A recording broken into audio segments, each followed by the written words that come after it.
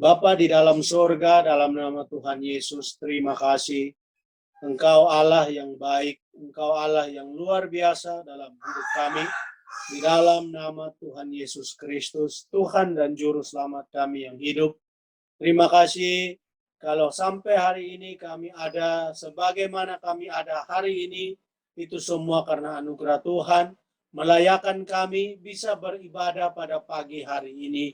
Terima kasih untuk jemaat Tuhan di gereja SIB Rawang yang tetap setia mengikuti Tuhan. Tetap walaupun beribadah secara online, tetapi Tuhan sudah menolong dan memberkati. Terima kasih Tuhan. Dan saat ini Bapak, kami mau mendengarkan kebenaran firman Tuhan. Kami berdoa kiranya urapan tangan Tuhan memberkati kami semua. Sehingga firman Tuhan yang sebentar ini kami belajar sama-sama. Biarlah Tuhan mengurapi kami semua. Tuhan menolong kami sehingga kami mengerti firman Tuhan. Dan bukan saja sampai mengerti, tapi kami bisa melakukannya dalam kehidupan kami. Menjadi saksi Tuhan. Sehingga banyak orang boleh percaya kepada Tuhan Yesus. Kami menyerahkan waktu perenungan firman Tuhan. Tuhan memberkati kami semua. Di dalam nama Yesus Tuhan kami berdoa. Amin. Amin. Shalom. Bapak Ibu yang dikasihi Tuhan, saudara-saudara, terima kasih Pastor Mano dan Pastor Elis, semua leader boleh memberi kesempatan bagi saya untuk membagikan kebenaran firman Tuhan. Karena saya misionaris, maka firman Tuhan yang saya bawakan tidak jauh-jauh dari namanya misi. Amin. Saya rindu mengajak kita semua. Bukan saja saya memberitakan Injil sendiri, tetapi saya mau mengajak semua jemaat untuk boleh melihat ladang Tuhan, di mana kita ada, ditempatkan Tuhan, untuk boleh menjangkau jiwa bagi Tuhan. Karena itu tanggung jawab kita semua. Mari saya mengajak kita buka bagian firman Tuhan yang punya Alkitab, punya handphone yang di dalamnya ada Alkitab. Kita buka firman Tuhan dalam Injil Matius, pasal yang ke-9, ayat yang ke-35 sampai ayat yang ke-38. Tidak panjang, pendek saja, hanya sekitar 4 ayat.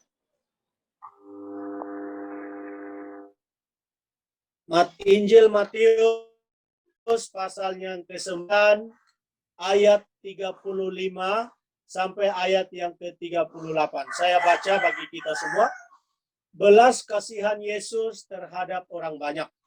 Demikianlah Yesus berkeliling ke semua kota dan desa.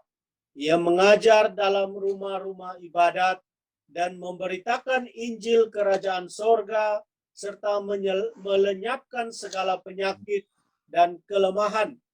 Melihat orang banyak itu, tergeraklah hati Yesus oleh belas kasihan kepada mereka, karena mereka lelah dan terlantar seperti domba yang tidak bergembala. Maka katanya kepada murid-muridnya, tuaian memang banyak, tetapi pekerja sedikit. Karena itu mintalah kepada Tuhan yang mempunyai tuaian, supaya ia mengirimkan pekerja-pekerja untuk tuaian itu. Sedemikian jauh pembacaan firman Tuhan kita. Bapak Ibu yang dikasihi Tuhan Yesus Kristus, tema yang saya beri untuk kita merenungkan firman Tuhan pada pagi hari ini adalah memenangkan jiwa. Memenangkan jiwa. Ada sebagian gereja punya visi misi dan mungkin juga ada yang ditulis di tempel, di tembok-tembok itu memenangkan jiwa. Artinya bahwa gereja, orang percaya, pendeta, pastor, leader tahu betul bahwa tujuan daripada kita orang percaya ada di dunia ini yaitu memenangkan jiwa. Memenangkan jiwa.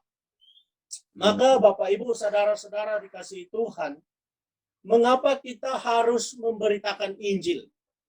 Mengapa kita harus memberitakan Injil kepada orang-orang yang belum percaya Tuhan Yesus? Kalau kita baca Matius pasal 28 ayat 19-20, perintah Yesus di situ jelas kepada murid-murid dan juga kepada kita orang percaya. Pergilah, beritakanlah Injil. Karena itu adalah suatu perintah dari Tuhan Yesus. Yang berikut, mengabarkan Injil, kata firman Tuhan, kata Rasul Paulus bahwa itu adalah suatu keharusan bagi orang percaya kepada Tuhan Yesus untuk memberitakan Injil. Karena kata Paulus, kita ini adalah saksi dari semuanya.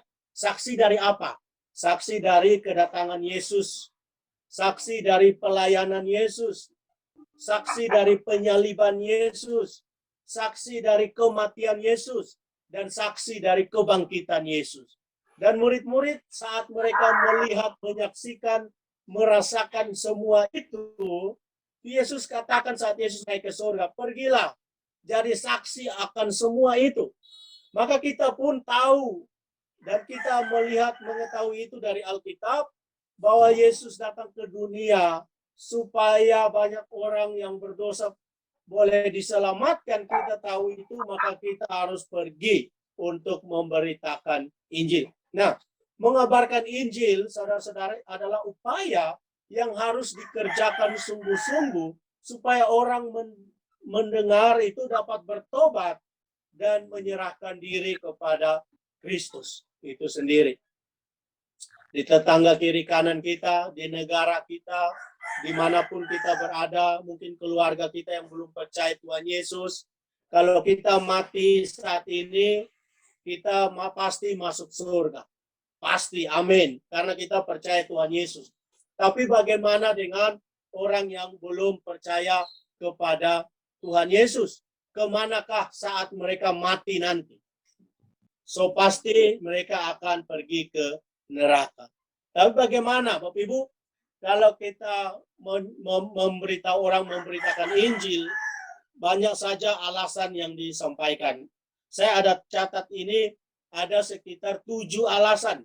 7 alasan orang bisa membantah untuk tidak memberitakan Injil. Yaitu yang pertama, banyak anak-anak Tuhan merasa cukup hanya sudah diselamatkan saja dan tidak ada kerinduan lagi untuk menyaksikan Kristus kepada orang lain. Yang kedua, banyak anak-anak Tuhan yang visinya bergeser. Dulu semangat karena pergumulan hidup, sekarang tidak lagi. Yang ketiga, dalam hal mungkin sangat halus, anak Tuhan berkata, cukup melalui perbuatan baik saja. Orang lihat hidup kita sudah cukup. Nah, hal ini membuat mereka jadi statis, tidak bergerak untuk menyampaikan dengan bibir mulut mereka untuk bahwa Yesus datang ke dunia menyelamatkan mereka. Yang keempat, ini yang sering terjadi. Ada ketakutan dan keraguan untuk bersaksi dalam bentuk apapun. Ya, dalam bentuk apapun, ragu dan sebagainya. Yang kelima, mungkin mereka merasa ada alternatif. Ini merasa tidak selamanya, tapi mungkin mereka berpikir bahwa mungkin ada jalan keselamatan di luar Yesus, sehingga mereka merasa tidak perlu lagi untuk memberitakan Injil. Ada orang Indonesia biasa bilang banyak jalan ke Roma, banyak jalan menuju keselamatan. Tentu kita tahu bahwa keselamatan hanya melalui Tuhan Yesus saja. Kemudian yang keenam, ada kalanya sedikit sekali pengajaran tentang penginjilan, tentang misi di gereja-gereja. Jadi anak-anak Tuhan tidak terbuka pikiran atau hati untuk pergi memberitakan Injil. Kemudian yang ketujuh, hidup yang tidak seimbang, terlalu sibuk dengan pekerjaan, keluarga, dan sebagainya. Sehingga tidak melakukan namanya pemberitaan Injil itu. Nah, itu alasan-alasan mengapa Injil sudah disampaikan 2000 tahun yang lalu, tetapi tidak banyak orang yang percaya kepada Tuhan Yesus. Saya ingat waktu kami 2 tahun di Malaysia tinggal, masuk keluar dari Johor, pergi Chop Pastor, di Johor, terus ke Batam, Batam lagi masuk lagi, tinggal di Indonesia di Batam 1 minggu, masuk lagi ke Johor, baru pergi Rawang, kalau enggak pergi Kajang. Nah, sepanjang itu kami biasanya dari Larkin pergi kapal itu, kami charter naik Grab mobil, dan sepanjang perjalanan itu saya cari peluang untuk memberitakan Injil kepada supir Grab itu. Dan begitu banyak supir Grab yang waktu itu kami beritakan Injil. Ada orang India, ada orang Melayu, bahkan ada orang Sabah juga. Waktu itu namanya siapa ya? Saya lupa. Dan sampai hari ini kami masih berteman di Facebook memberitakan Injil. Nah, Bapak Ibu yang dikasihi Tuhan, peluang begitu banyak, gitu ya, untuk kita memberitakan Injil, dan Yesus selalu supaya kita memberitakan Injil kepada mereka yang terhilang. Nah, Bapak Ibu yang dikasihi Tuhan, dalam firman Tuhan pada pagi hari ini, saya mau mengajak kita belajar bahwa alasan kita harus memberitakan Injil, kita harus memenangkan jiwa. Yang pertama yaitu kalau kita baca di dalam ayat yang ke-35, di situ dikatakan, demikianlah Yesus berkeliling ke semua kota dan desa. Ia mengajar dalam rumah-rumah ibadat dan memberitakan Injil kerajaan sorga, serta melenyapkan segala penyakit dan kelemahan. Ayat 36, melihat orang banyak itu, tergeraklah hati Yesus oleh belas kasihan kepada mereka karena mereka lelah dan terlantar seperti tidak bergembala, gitu ya. Dan yang pertama, alasan kita harus pergi memberitakan Injil atau alasan kita harus memenangkan jiwa bagi Yesus, yaitu yang pertama, karena Yesus adalah seorang pemenang jiwa, gitu ya. Di situ, karena kita lihat Yesus di dunia, kerjanya pada berkeliling ke kota, berkeliling ke desa, mengajar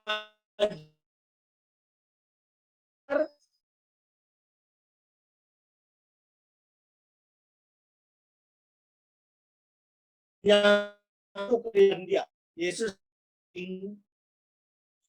tidak memang, tapi tujuan dia datang untuk menyelesaikan, yaitu menyelamatkan atau mengangkat jiwa bagi Tuhan, di Allah sendiri. Nah, aku yang kesan bahwa melihat orang banyak itu, tergeraklah hati Yesus berbelas kasihan. Ini menarik ini, Bapak Ibu, kita merenungkan ini, bahwa tidak banyak orang percaya atau orang Kristen, mungkin saya juga diantaranya, yang mempunyai hati sama seperti hati Yesus. Melihat orang banyak itu, tergeraklah hati Yesus untuk menolong, gitu ya. Karena kita punya kacamata pemikiran yang berbeza-beza dengan kita punya berbeda. Kalau kita lihat sesuatu, kita ada 5 orang melihat sesuatu objek di depan, apa yang kita pikirkan mungkin berbeza. Nah, Yesus melihat jiwa-jiwa itu berbeda. Saya waktu khotbah di Kamboja di gereja Indonesia, saya sering melihat para buruh pekerja di Kamboja itu kalau jam makan memenuhi jalan raya, ada sekitar ratusan orang memenuhi jalan raya. Kemudian saya ajukan satu pertanyaan kepada leader di gereja. Kalau kalian melihat melalui satu jalan itu dan melihat para buruh itu, apa yang kalian pikirkan tentang mereka? Ada yang menjawab bikin macet. Ada yang menjawab buruh yang kerjanya kasar. Ada yang menjawab terlalu ramai orang. Lalu saya bilang, itu kacamata kita berbeza-beza, berbeda-beda. Kacamata saya melihat ini jiwa-jiwa yang berjalan gak tahu mau kemana, gitu ya. Jiwa-jiwa yang hanya memikirkan pekerjaan, habis itu dapat uang, makan, mati, dan gak tahu masuk kemana. Dan mungkin kita punya pemikiran yang berbeda dengan Yesus. Saat Yesus melihat orang banyak, hatinya tergerak. Nah, kalau kita manusia kan melihat orang miskin, mungkin orang yang perlu pertolongan, kadang hanya sampai di, wih kasihan ya, gitu ya, tidak sampai menolong. Tapi Yesus tidak. Yesus tergerak hatinya dan dia melakukan banyak mujizat di situ. Dia tahu bahwa orang-orang ini ada masalah. Masalahnya apa? Di dalam ayat 35 dan 36. Dikatakan mereka lelah dan mereka terlantar sama seperti domba yang tidak bergembala. Ini masalah yang terjadi. Sehingga Yesus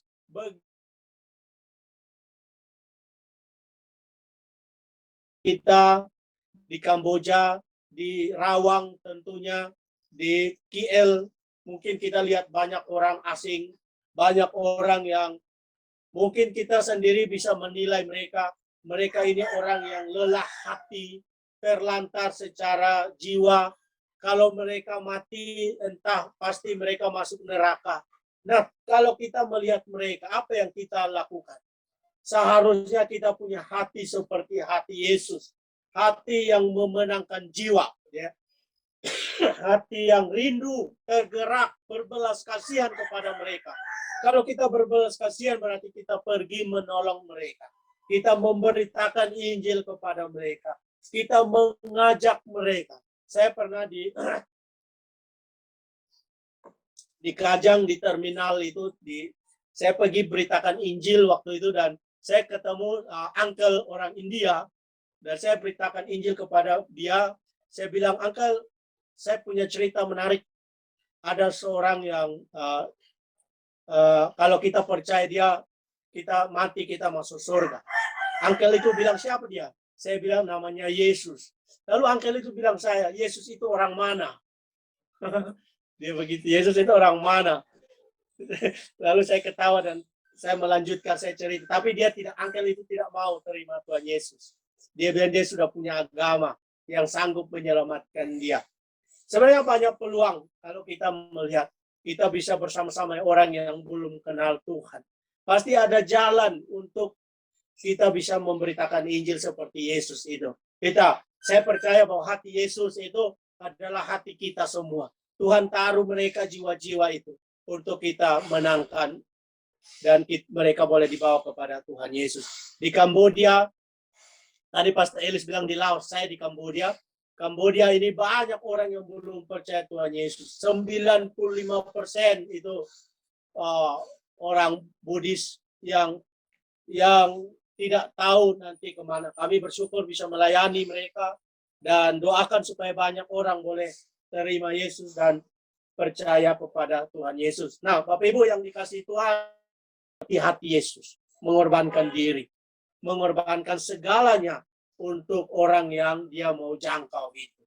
Bapak Ibu, Yesus sekarang memberi kita amanat untuk apa? Membawa berita baik kepada semua manusia dimanapun. Bagian kita adalah memberitahu semua orang agar mereka mengetahui berita baik itu dan kita semua harus menjadi para pemenang jiwa karena Yesus pun seorang pemenang jiwa. Bapak Ibu yang dikasihi Tuhan, itu alasan yang pertama mengapa kita perlu memenangkan jiwa atau memberitakan Injil. Yang kedua, ayatnya yang ke-37, saya bacakan bagi kita. Maka katanya kepada murid-muridnya, tuaian memang banyak, tetapi pekerja sedikit. Mengapa kita harus memenangkan jiwa? Alasan yang kedua yaitu apa?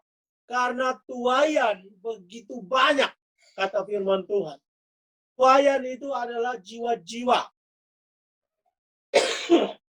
Jiwa-jiwa, gitu ya. Tuaian itu adalah jiwa-jiwa yang tak punya tujuan hidup. Mereka mengembara kemana-mana, menanti ada yang menunjukkan arah tujuan yang benar, yaitu masuk ke dalam hidup yang kekal. Artinya bahwa orang-orang yang jalan itu, mereka tidak tahu harus kemana. Nah, itulah tuaian itu. Tuaian begitu besar. Di Kamboja tuaian besar. Di Malaysia tuaian besar. Orang-orang yang belum percaya jiwa-jiwa itu. Maka alasan itulah tuayan begitu banyak itulah Yesus memanggil kita, gitu ya. Yesus katakan bahwa aku telah memberikan kuasa kepadamu untuk apa? Menginjak ular, kalajengking, kuasa untuk menahan kekuatan musuh, sehingga tidak ada yang membahayakan kamu. Nah, kita harus pergi keluar apabila ladang atau tuayan itu tidak segera dituai, maka tuayan itu akan membusuk di ladang. Gitu ya. Setiap orang Kristen adalah seorang saksi Tuhan, maka harus pergi. Saya melihat banyak kalau di Sabah itu kan banyak orang tanam padi di Sarawak, di Indonesia juga, di Kalimantan, tanam padi. Ada padi yang di dataran rendah, ada padi yang di gunung-gunung gitu ya. Mungkin di Sabah banyak, di gunung-gunung yang tanpa alirkan air pun dia akan hidup karena ada air hujan gitu ya. Padi-padi itu. Nah, kalau padi itu sudah kuning, siap dituai, tetapi tidak ada yang menuai padi itu, maka padi itu akan apa? Akan membusuk. Padi itu akan mungkin dimakan burung dan sebagainya. Nah, ini yang terjadi kalau tuayan itu begitu banyak, tetapi tidak ada orang yang menuai itu. Maka Yesus katakan bahwa murid-murid katakan kepada murid-murid, lihat tuayan begitu banyak.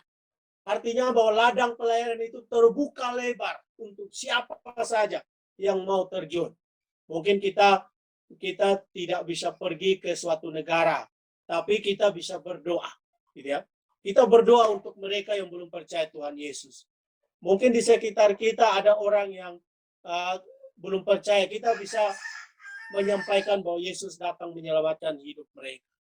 Mungkin kita banyak hal yang kita punya, kita berikan untuk pekerjaan misi, berdoa dan sebagainya untuk pekerjaan misi. Nah, Bapak Ibu yang dikasihi Tuhan, itu alasan kita harus pergi keluar. Karena tuayan begitu banyak menanti kedatangan kita. Yang ketiga, alasan. Yang ketiga dan ini yang terakhir. Mengapa kita harus memberitakan Injil? Yang ketiga, ayat yang ke-38. Ayat yang ke-38 dikatakan, karena itu mintalah kepada Tuhan yang empunya tuayan, supaya ia mengirimkan pekerja-pekerja untuk tuayan itu. Yang ketiga, alasan yang ketiga, karena pekerja hanya sedikit. Ladang begitu banyak, ladang begitu besar, tuayan begitu banyak, padi begitu banyak, tetapi pekerjanya bisa dihitung sedikit. 1, 2, 3. Kenapa yang lain padahal orang percaya begitu banyak? Kenapa ladang dibiarkan membusuk? Kenapa padi dibiarkan membusuk? Nah, Bapak Ibu Saudara yang dikasihi Tuhan, alasannya ya karena pekerjaan sedikit. Maka Yesus katakan, mintalah pada Tuhan yang mempunyai tuayan supaya dia mengirimkan pekerja.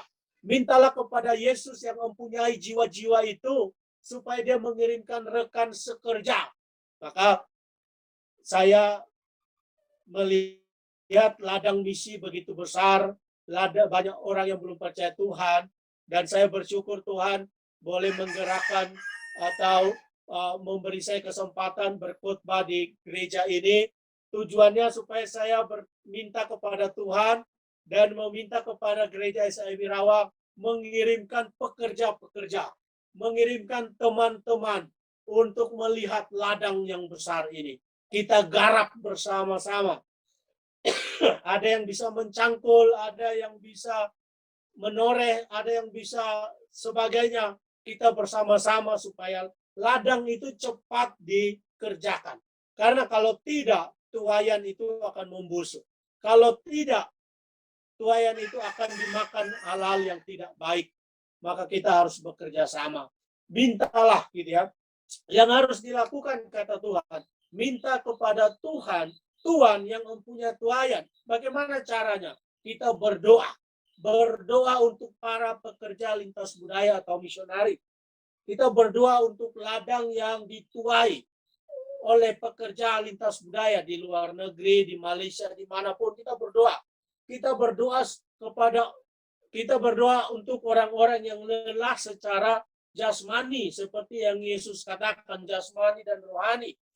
Kita berdoa untuk orang terlantar secara jasmani dan rohani yang tidak tahu saat mati akan kemana. Itulah tuayan itu sendiri. Maka Bapak Ibu yang dikasihi Tuhan, pekerja yang diutus Tuhan itu siapa? Siapa yang mau bekerja? Adalah orang yang berterima kasih atas kebaikan Tuhan yang telah menolong dan melepaskan penderitaan hidupnya atau dosa yang harus bekerja, gitu ya. Jadi kitalah pekerja yang diutus Tuhan itu. Kita yang menikmati kasih karunia Tuhan, kita yang sudah diselamatkan itulah kitalah yang harus pergi untuk apa? Boleh menuai ladang Tuhan itu, menuai jiwa-jiwa itu. Tapi kenyataannya tidak semua orang yang ditolongnya itu berterima kasih dengan mau apa? Bekerja di ladang Tuhan. Hanya sedikit. Saya percaya di SIB Rawang, teman-teman semua adalah orang-orang yang tahu berterima kasih kepada Tuhan. Yang mau mengorbankan diri untuk pekerjaan Tuhan. Yang mau bersama-sama menuai di ladang Tuhan. Karena kita memiliki spirit rohani dari Tuhan. Kita sudah diberkati oleh Tuhan. Begitu banyak. Gitu ya. Maka kita harus mengerjakan apa yang Tuhan inginkan dalam kehidupan kita. Maka pada pagi hari ini firman Tuhan berbicara bagi kita, mengapa kita harus memberitakan Injil? Karena kita orang yang sudah diselamatkan. Kenapa kita harus memberitakan Injil? Karena guru kita, Tuhan kita saja adalah seorang pemenang jiwa. Yang kedua, mengapa kita harus memberitakan Injil? Karena tuayan begitu banyak, gitu ya. Yang ketiga, mengapa kita harus memberitakan Injil? Karena pekerja hanya sedikit saja. Kalau kita bergandeng tangan, pasti tuayan itu cepat dikerjakan. Amin. Bapak Ibu, saudara dikasihi Tuhan, kita bekerja sama, yang bisa berdoa, yang bisa pergi, yang bisa banyak hal kita lakukan untuk memenangkan jiwa sebanyak mungkin. Karena itu kerinduan Tuhan.